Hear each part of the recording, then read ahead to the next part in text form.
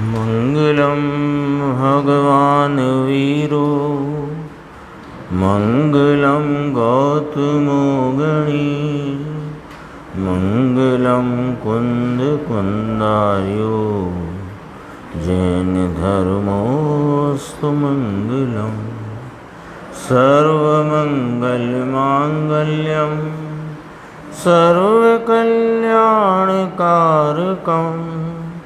प्रधानं सर्वधर्माणां जैनं जयतु शासनं। मैं नमो तीर्थनायक को, नमो ओंकारवाणी को, नमो उन कुंद प्रभु को जिन्होंने ओंकार धारण किया। अहो उपकार जिनवर का, कुंद का दिव्य वाणी का, जिन कुंद धुनि दाता उन कहान स्वामी का। रमियूण जिणम वीरम अनंत वर्णाण दंसन सहावम भोक्ष्यामियम सारम केवली शुद्ध केवली मणिदम। नियम सारी परमागम ग्रंथ है और इसके निश्चय परम आवश्यक अधिकार की 145वीं गाथा अपन ने कल स्वाध्याय इसकी प्रारंभ की थी। उसमें गुरुदेव श्री के व्याख्यान, उसकी चर्चा और स्वाध्याय अपन आज प्रारंभ करते हैं। 76 पेज है, हरि गीत के ठीक नीचे। पहले हरि गीत ही पढ़ते हैं, थोड़ा ख्याल में आएगा गाथा का विषय। जे चित्त जोड़े द्रव्य गुण पर्यायनी चिंता विषय तेने मोह विहीन श्रमणु अन्य वस भाके अरि। नीचे है गुरुदेव का व्याख्यान। मोह रहित सर्वज्ञ परमात्मा, उसको परवश कहते हैं, सर्वज्ञ परमात्मा भी कहते हैं। और मोह विहीन, मोह से रहित जो आत्मा के आराधक भावलिंगी मुनिराज हैं, वे भी कहते हैं। किसको परवश कहते हैं? कि मोह रहित सर्वज्ञ परमात्मा, उसको परवश कहते हैं।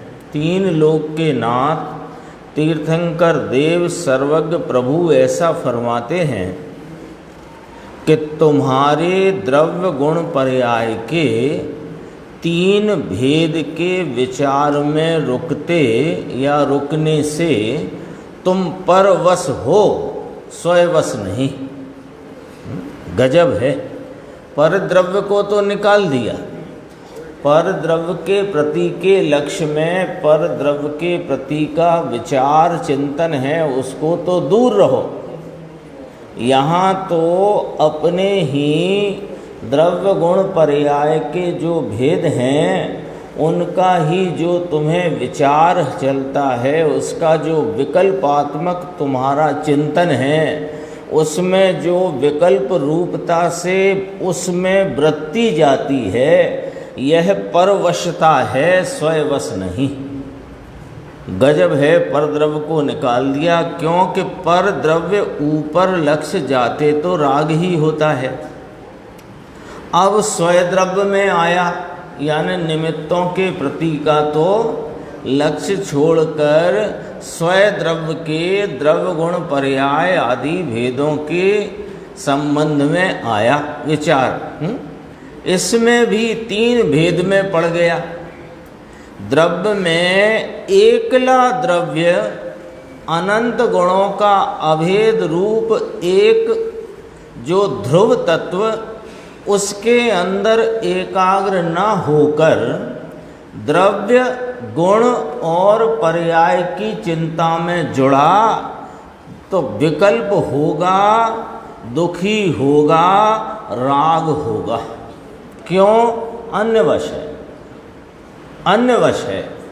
ये पर द्रव्य निमित्तों की बात तो दूर रहो, भगवान, देव, गुरु, शास्त्र, उनके प्रति का विकल्प, भक्ति का, पूजा का, उनके बहुमान का, शास्त्र के अभ्यास का, ये तो दूर रहो।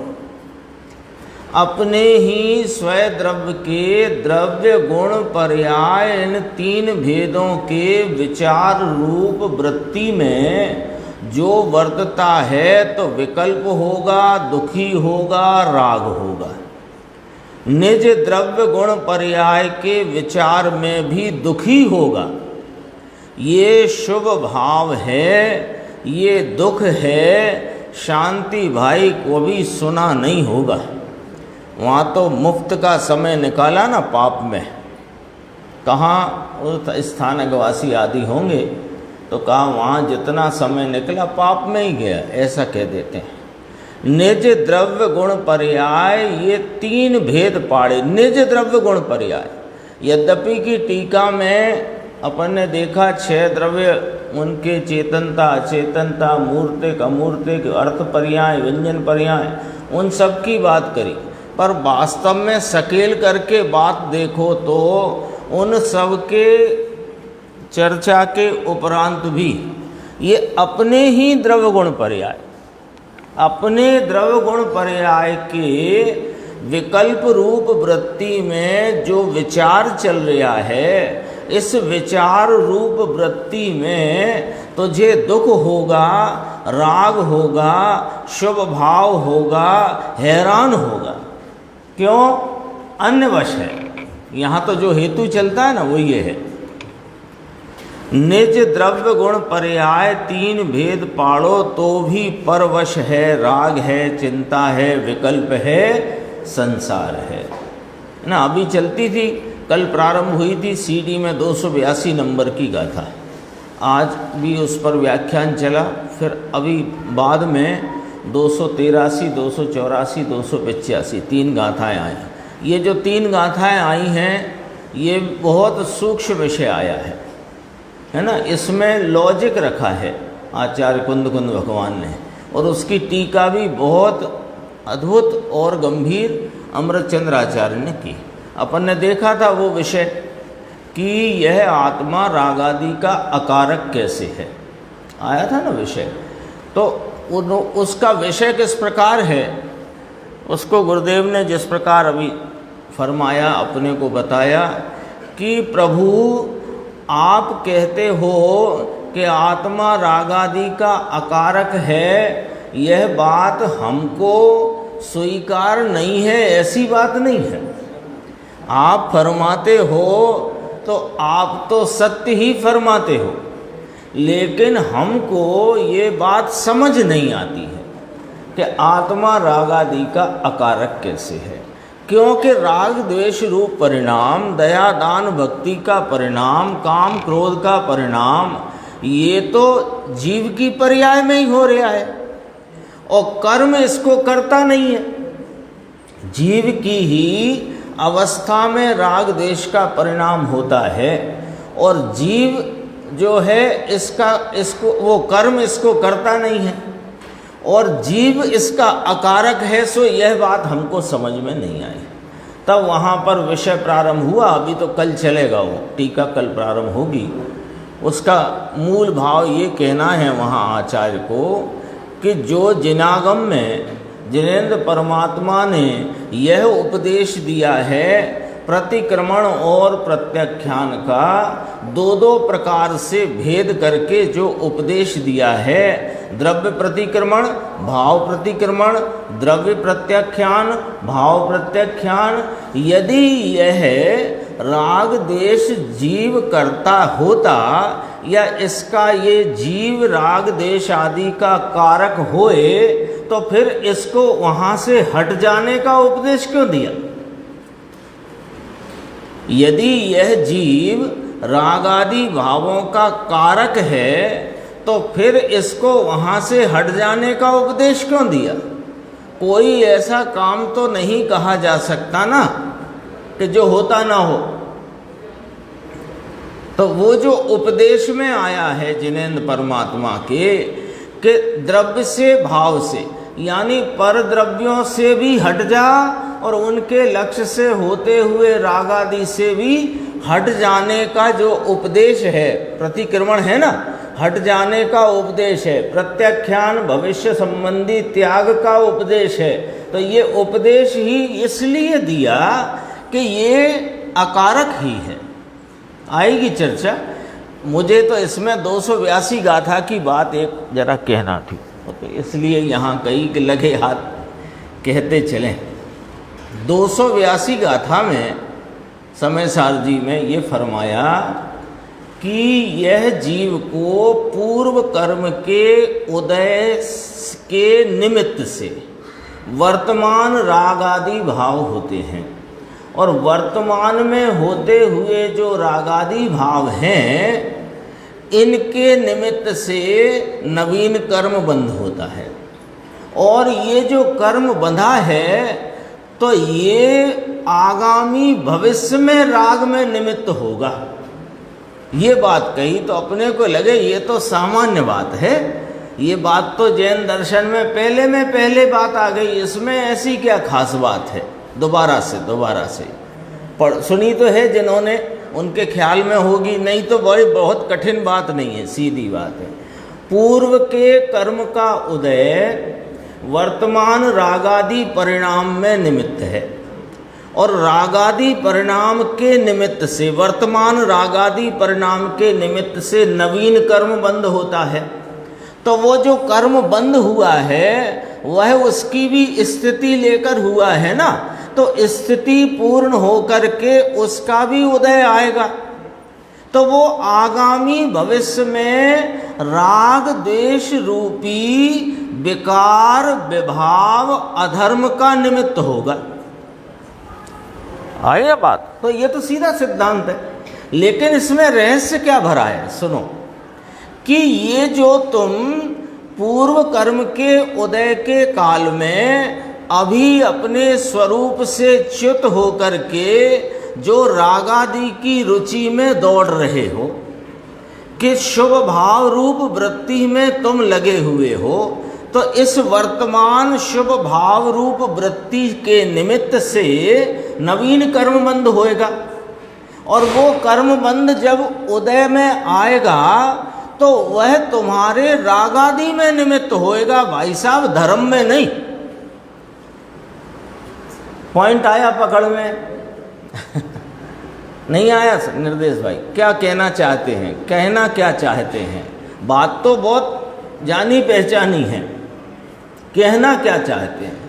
कहना यह चाहते हैं कि ये जो तुम अपने स्वभाव की रुचि रूप तो परिणमते नहीं, और राग की रुचि में इस आशा से अभी वर्तमान में, ये मनुष्य पर्याय में उसको उपदेश है, मनुष्य पर्याय में वर्तने वाले मनुष्य जीव को ये उपदेश है कि भैया ये जो तुम शुद्धात्म स्वरूप हो, जिनवाणी तुम्हें शुद्धात्म स्वरूप पुकारती है, तो तुम उसकी रुचि में तो प्रवृत्त होते नहीं, और इस आशा से शुभ भाव आदि की वृत्ति प्रवृत्ति में तुम लगे हुए हो कि इससे मुझे बाद में धर्म की प्राप्ति होगी।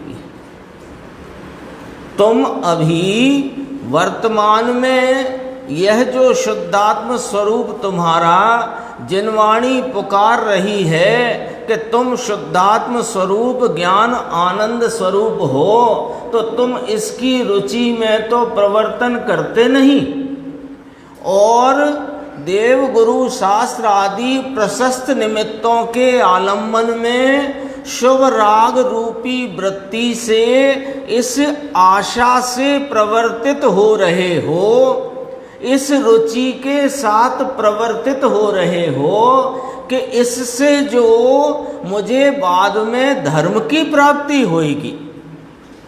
तो तुमको असलियत बताते हैं आचार्य कुंद देव, हमको ये असलियत बताते हैं कि भैया ये जो तुम शुभ राग रूपता में प्रवृत्त हो रहे हो, इससे क्या होगा कि इसके निमित्त से बंध होगा, और वह जो नवीन कर्म बंध हुआ वो भविष्य में आगामी काल में धर्म में निमित्त नहीं पड़ेगा, धर्म की प्राप्ति कराएगा नहीं, वो फिर से विकार कराएगा। तो तुम धर्म की आशा छोड़ दो इससे। अभी भी ये धर्म स्वरूप नहीं और धर्म का वर्तमान साधन नहीं और आगामी में भी ये धर्म का साधन नहीं है, ये कहना चाहते हैं वो। ये 282 गाथा दिखाऊं मैं, 1 मिनट पढ़ के बता दूं, पुस्तक हो तो निकाल लेना।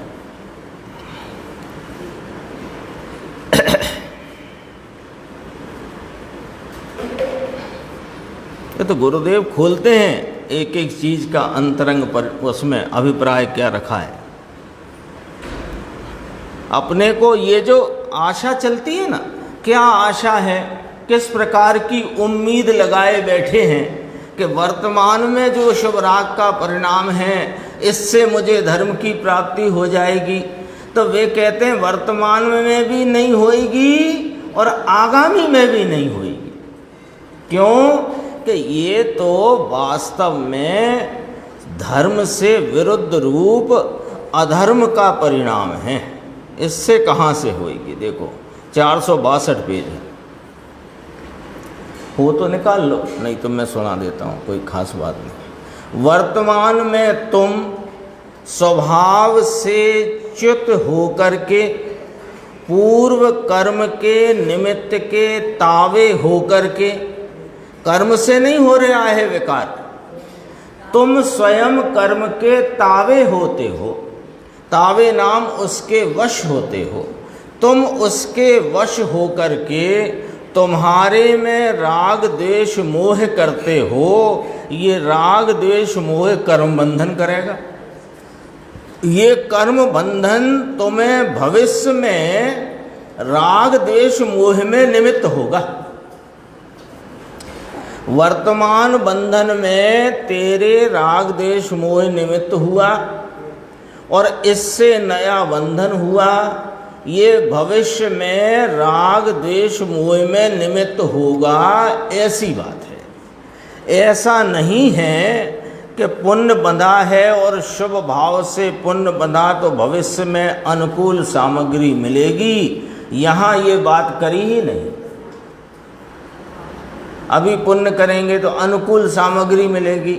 चलो ये धन संपत्ति जो अनुकूलता के साधन हैं इनको तो चलो गौण करो, लेकिन अभी पुण्य रूप प्रवर्तन करेंगे, अभी शुभ राग रूप वृत्ति में रहेंगे तो भविष्य में देव गुरु शास्त्र आदि अनुकूल संयोग मिलेंगे, ये बात नहीं करी। यहाँ तो बात ये करी है कि भैया तुम फिर राग रूप ही परिणमोगे, उससे तुम्हें धर्म का परिणाम हो जाएगा, इस भुलावे में ना रहना। ये तो गंभीर गाथा है। गुरुदेव ने कहा 282 गाथा चली, नानी गाथा छे, क्योंकि अब जो आई है ये बड़ी गाथा है, 283, 284, 285, उसकी टीका ही 1 पेज से बड़ी है। ये जो आगे गाथा पढ़ के आना तो और अच्छा रहेगा, यदि सीडी जो सुनने आए तो उसमें बहुत गंभीर है अभी जो विषय चले, पर इसमें कितना रहस्य अंदर में भरा हुआ है कि वर्तमान में शुभ राग किस आशा से कर रहे हो कि शुभ करते करते शुद्ध हो जाएगा। तो कहा वो तो होएगा नहीं, क्योंकि लहसुन खाते खाते कस्तूरी की डकार तो आएगी नहीं। ये बात तो रख दी एक। दूसरी बात कि ये जो शुभ राग है वर्तमान में, इससे क्या होगा, इसके निमित्त से क्या होगा कि कर्म बंधन होगा ना, तो वो आगामी तुम्हें राग में आगामी भविष्य में उसके निमित्त से राग ही होगा, धर्म नहीं होगा।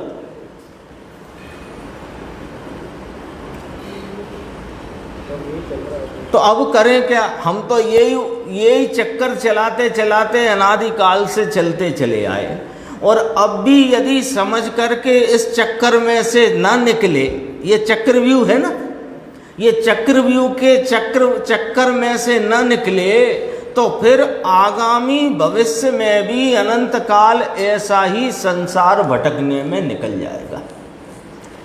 तो कोई उपाय तो बताओ। अभिमन्यु ने निकला था ना चक्रव्यूह से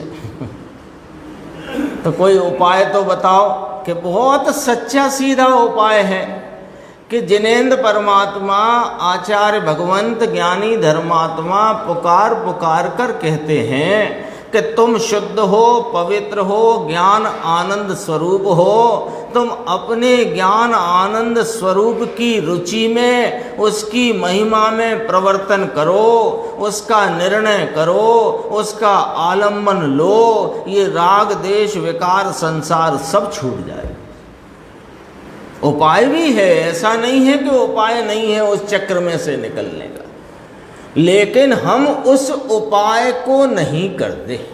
गुरुदेव ने एक जगह और भी कहा था पर मैंने निशान नहीं किया कि सब कुछ किया, ये मिल गया 463 पे, जो करवानू हतु ते करियू नहीं, अने जे नहीं करवानू हतु ते अनंत बार करियो। जो करने का काम था सो तो इसने किया ही नहीं, और जो नहीं करना था वही अनंत बार किया। इसलिए अभी मौका है, अवसर आया है, तो चेत जाने जैसी बात है, तो अपने को जागृत होकर के रागादि भावों की रुचि छोड़कर इस वीतराग स्वरूप की रुचि में, महिमा में, इसके निर्णय में अपने सारा उद्यम प्रयत्न इसमें लगना चाहिए। सारा उद्यम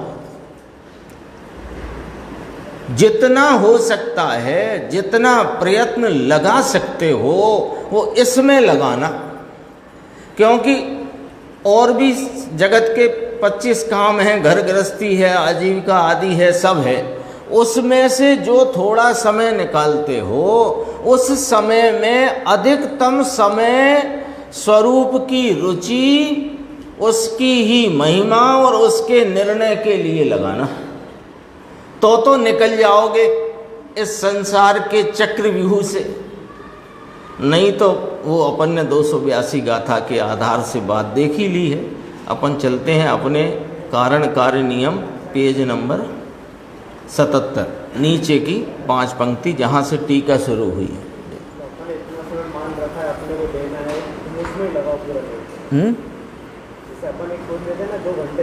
हाँ, दो घंटे में अधिकांश समय अपने को, अब एक तो देखो रुचि के लिए अलग समय नहीं लगता, रुचि तो अंतरंग में निरंतर चलती है। महिमा के लिए भी महिमा भी चलती रहती है, और स्वाध्याय और तत्व अभ्यास के द्वारा महिमा में बढ़ोतरी करना, और महिमा की बढ़ोतरी के साथ साथ तत्व निर्णय की स्पष्टता में लगना चाहिए।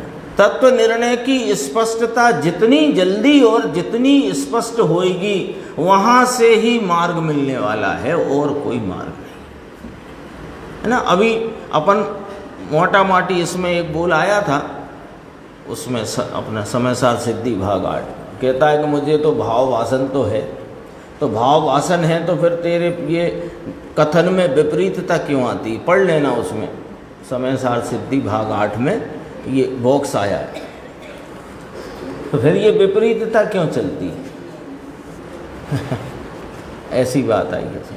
अभी अपन यहाँ देखते हैं, यानी जितना अधिकतम अपना समय जो जिस प्रकार का बनाव बना हुआ है वर्तमान में, तो उसमें घर गृहस्थी व्यापार आजीविका आदि का जो समय जा रहा है वो तो जा रहा है, उसी में से खींचना है ना। 24 घंटे हैं सबके पास, किसी पे भी 1 घंटा कम ज़्यादा नहीं, 1 मिनट कम ज़्यादा नहीं। उसी 24 घंटों में से जो समय अपने हित के लिए निकाल सकते हो तो वह निकालना, और वह उस समय में भी अधिकांश समय स्वरूप के निर्णय के प्रति लगाना चाहिए। कितने उद्यम से? कि अत्यंत तीव्र उद्यम से। मंद उद्यम से भी नहीं, तीव्र उद्यम से, यानी बहुत आवश्यक कार्य है ऐसा मान करके। देखो अपन यहाँ टीका इसकी प्रारंभ हुई है, 77 पेज है नीचे। यहाँ भी अन्य वश का स्वरूप कहा है। भगवान अरहंत के मुखारविंद से निकले हुए, कैसे शब्द के भगवान के मुख से निकले हुए, अज्ञानी के भी नहीं लेना भैया यहाँ, इसलिए ये यहाँ पर पंक्ति में बात को रखा है। भगवान अरहंत के मुखारविंद से, अरविंद नाम कमल, मुख रूपी कमल से निकले हुए कहे हुए मूल और उत्तर पदार्थों का सार्थ यानी अर्थ सहित प्रतिपादन करने में समर्थ, ऐसे पदार्थों का मूल और उत्तर पदार्थों का अर्थ सहित कहने में करने में समर्थ, ऐसे जो कोई द्रव्यलिंगी धारी मुनि, द्रव्यलिंगी मुनि हुआ है ये, भगवान ने के कहे हुए द्रव्य गुण और पर्याय जो पदार्थ हैं उनको जो कहने में समर्थ, इसको कोई द्रव्यलिंगी साधु कहने में समर्थ है, ऐसा कोई द्रव्यलिंगी। द्रव्यलिंगी के क्षयोपशम की बात आती है ना, तो 11 अंग 9 पूर्व तक का पाठी होए, तो वह जिनेन्द्र परमात्मा के द्वारा कहे गए, अन्य अज्ञानियों द्वारा कहे नहीं, अल्पज्ञों के द्वारा, विपरीत मत मतांतरों के द्वारा कही बात, उसको तो अलग करो। ये तो जिनेन्द्र परमात्मा के द्वारा कहे गए 6 द्रव्य 7 तत्व 9 पदार्थ का स्वरूप प्रतिपादन करने में समर्थ है द्रव्यलिंगी मुनि, ये लिया है। मुनि ऐसा कोई द्रव्यलिंगी कभी 6 द्रव्यों में चित्त जोड़ता है, कभी 6 द्रव्य में चित्त को जोड़ता है, यह विकल्प है, चिंता है। ये तो व्रत से धर्म होता है और दया से धर्म होता है, ऐसा व्याख्यान में भाषण में रखा हुए ना शांति भाई, सब ऐसा है, एक नहीं, तुम्हारी बात नहीं है ना।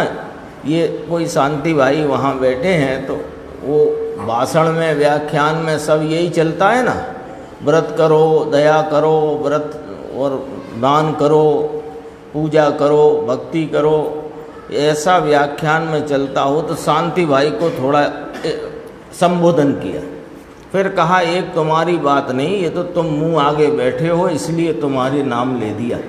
ये तो सब यही कर रहे हैं ये वस्तु। इसके बारे में फिर देखो आगे चलते हैं, पेज 79 79 नीचे के 2 पैराग्राफ। ये द्रव्यलिंगधारी नग्न मुनि की बात है।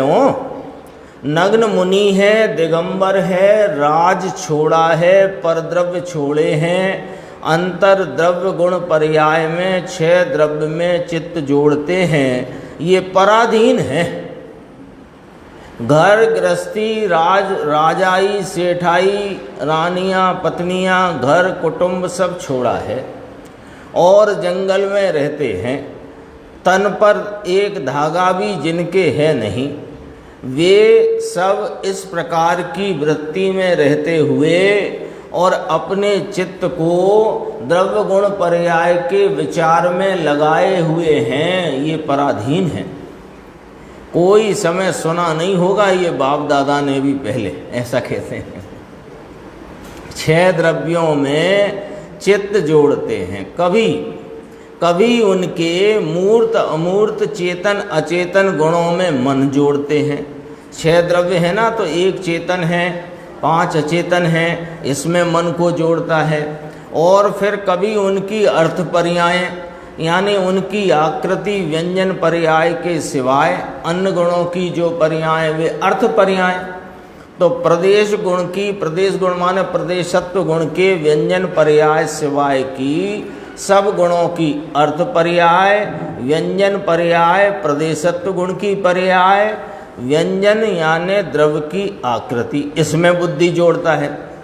अर्थ पर्याय और व्यंजन पर्याय में बुद्धि को जोड़ता है। यानी ये सब 6 द्रव्य 7 तत्व 9 पदार्थ, उनके ही ये चेतन, ये अचेतन, ये मूर्त, ये अमूर्त, ये इनकी इस प्रकार की पर्यायें, इस प्रकार की पर्यायें, इस प्रकार अपने चित्त को जोड़ता है। लेकिन ये कौन हुआ? ये पराधीन है, परवश है।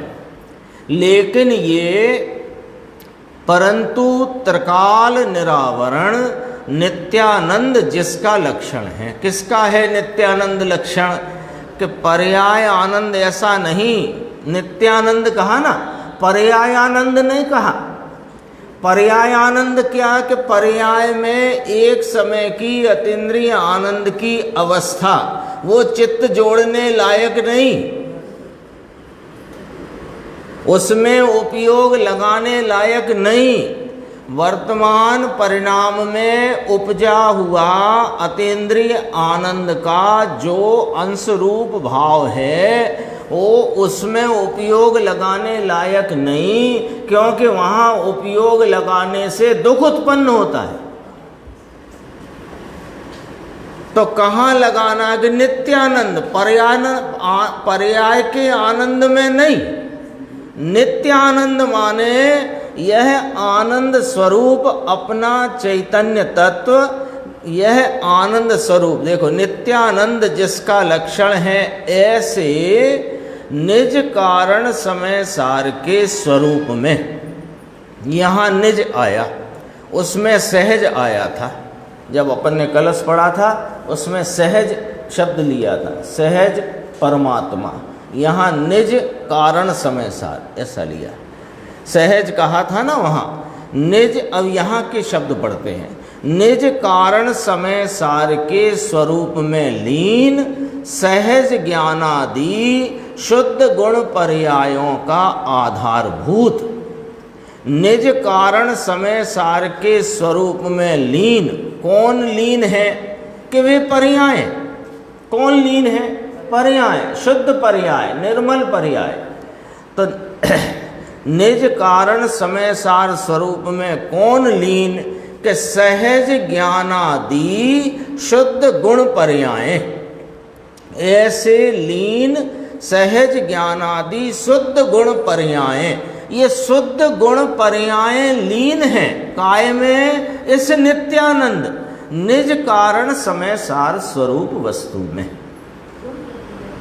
गुण पर्याय है ना, पर्याय हैं वे गुण की हैं ऐसे। और इसलिए, और गुणों का आधारभूत कहना है ना, यहाँ आधारभूत द्रव्य कहा, तो अकेले पर्यायों का आधारभूत नहीं है, अनंते त्रिकाली गुणों का और अपनी वर्तमान वर्धती पर्यायों का आधारभूत भाव कौन है?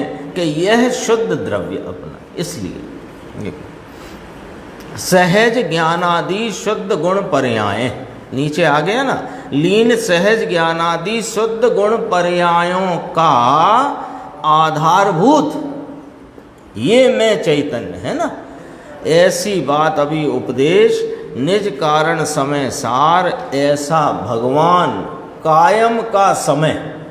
कायम का समय माने त्रिकाली अविनाशी समय नाम आत्मा, इसमें लीन। क्या लीन है? सहज ज्ञानादि स्वाभाविक ज्ञान दर्शन आनंद शुद्ध गुण पर्याय इसमें लीन है। यानी जो शुद्ध गुण पर्यायों का आधारभूत अपना एक चैतन्य सामान्य स्वरूप अभेद वस्तु, उसमें वे लीन है पर्याय, है ना। तो कहा आत्मा में एकाकार है, लिया ये तो एकाकार है।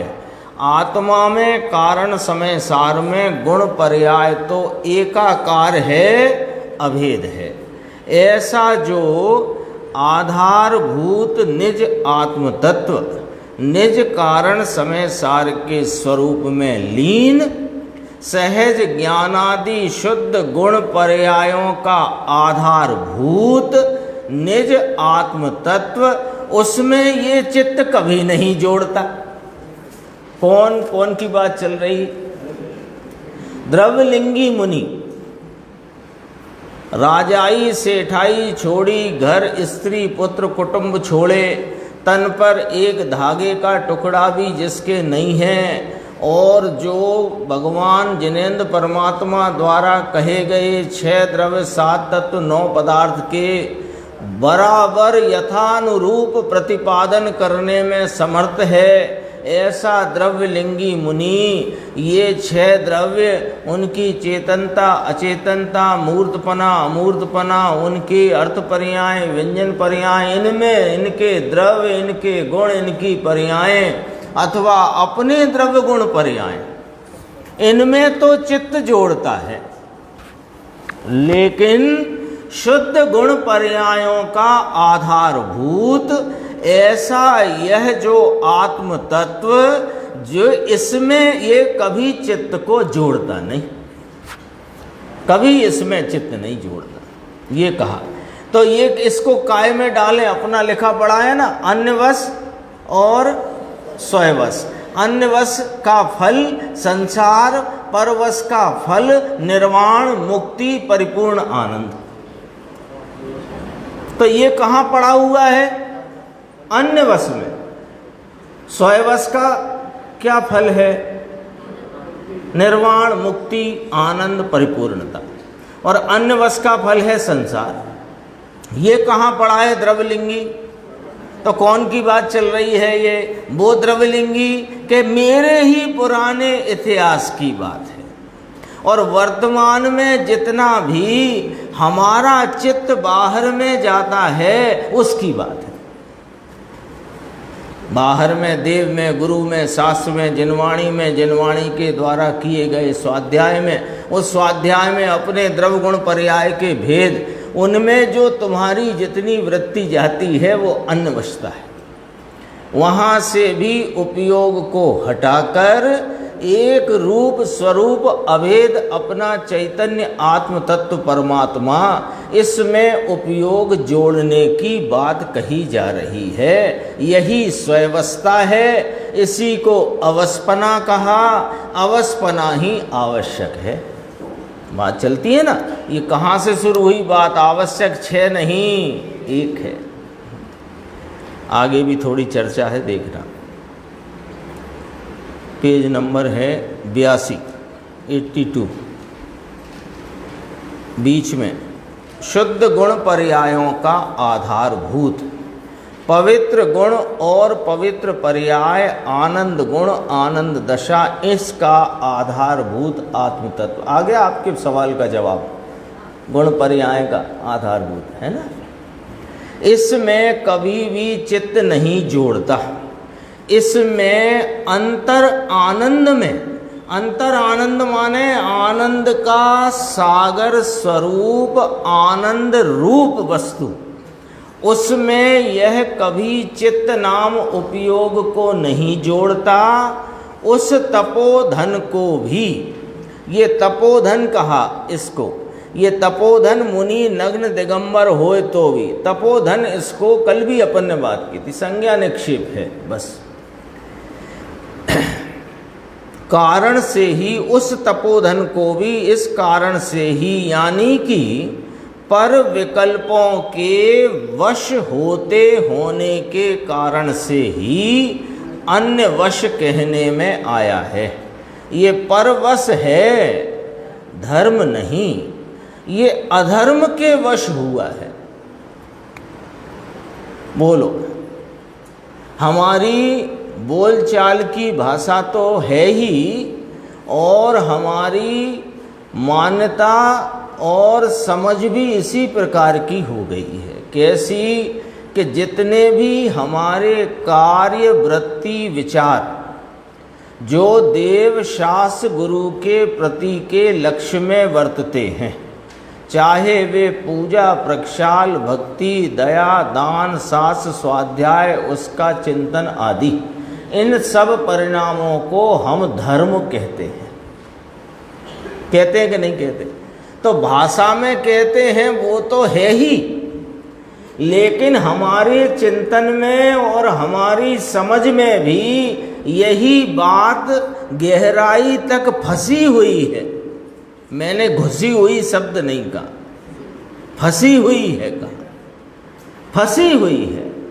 कि ये धर्म करते हैं और परस्पर नहीं कहते लोग।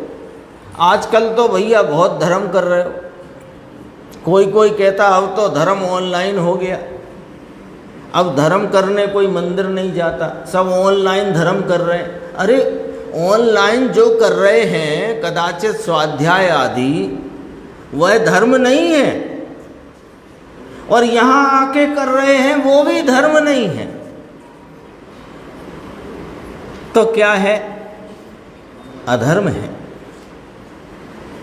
धर्म तो इस धर्मी के आलम्बन से, तो यहाँ काय को आते हैं? इस धर्मी का पता खोजने, इस धर्मी का जिसके आलम्बन में धर्म की उत्पत्ति होती है, जिसके आलम्बन में आनंद का भाव प्रकट होता है, उस धर्मी का पता खोजने आते हैं यहाँ पर। और उसका पता खोजने के बजाय यदि उस वृत्ति में ही मग्न हो जाए तो क्या क्या वो एक कहावत है ना, आए थे हरि भजन को और ओटन लगे कपास, वो हो जाता है। और फिर मान्यता, समझ, चिंतन और भाषा ये पड़ी हुई है कि हम धर्म कर रहे हैं। सोचना आराम से, देखो ये अधर्म के वश हुआ है द्रव्य गुण पर्याय 3 का विचार करने से और 6 द्रव्य का विचार करने से और परमात्मा की भक्ति यात्रा आदि करने से। क्या होता है? राग होता है, परवश होता है, दुखी होता है, और उसमें धर्म माने तो मिथ्या दृष्टि होता है। कितनी साफ सुथरी व्याख्या है कि नहीं? ऐसी बात है। आगे 83 पेज देखना, तो थोड़ा ही है, पूरा हो जाएगा।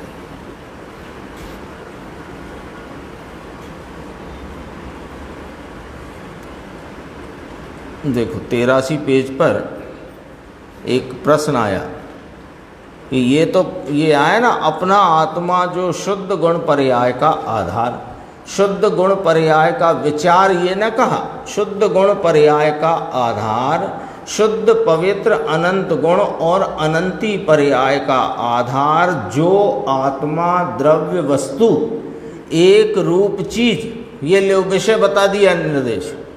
वो कौन है जिसका निर्णय करना है, वो कौन है जिसका आलम्बन लेना है, वो कौन है जिसका ध्यान करना है? कि ये अनंत गुण अनंती पर्यायों का आधार जो आत्मा द्रव्य वस्तु एक रूप चीज, इसमें चित्त लगाता नहीं और इसको छोड़कर दूसरे में चित्त लगाता है तो इसको अधर्म होता है, धर्म नहीं होता। तो मुमुक्षु ने कहा ये जो आपने सम्यक दर्शन का विषय रूप जो अभी बात कही, शुद्ध पवित्र अनंत गुण और अनंती पर्याय का आधार जो आत्मा द्रव्य वस्तु एक रूप चीज, यही कहा था ना। तो प्रश्न उठ गया, ये तो प्रमाण का द्रव्य हुआ, क्योंकि आप तो कह रहे हो ना शुद्ध गुण पर्यायों का आधार, ये तो प्रमाण का हो गया। और आप तो कहते हो दृष्टि का विषय है, वो प्रमाण का द्रव्य नहीं है। दृष्टि का विषय तो गुण भेदों से रहित, एक समय की पर्याय की हलचल से भी रहित, एक रूप अभेद अचल जो त्रिकाल निरावरण तत्व है, वह दृष्टि का विषय है। और आपने यहाँ पर आलम्बन लेने के लिए, चित्त लगाने के लिए कहा कि शुद्ध गुण पर्यायों का आधारभूत जो आत्मा द्रव्य वस्तु एक रूप चीज, तो ये प्रमाण का कहा गया है क्या साहिब? ऐसा पूछा उसने। तो गुरुदेव कहते नहीं, प्रमाण भ्रमाण की यहाँ बात नहीं है। यहाँ तो एक रूप वस्तु द्रव्य की दृष्टि निश्चय ये सम्यक है। तो उसने फिर याद दिलाया कि साहब आपने पर्याय कही थी ना, कि पर्याय का विचार भी नहीं, एकला त्रिकाली द्रव्य कहा नहीं, शुद्ध गुण पर्यायों का आधारभूत निज आत्म द्रव्य, पर्याय नहीं लेना यहाँ, पर्याय नहीं। प्रमाण के द्रव्य में पर्याय का व्यवहार का निषेध नहीं आता।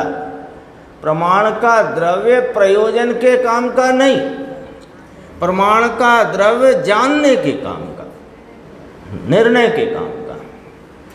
ये है ना, ये आती आगे बात थोड़ी सी और है।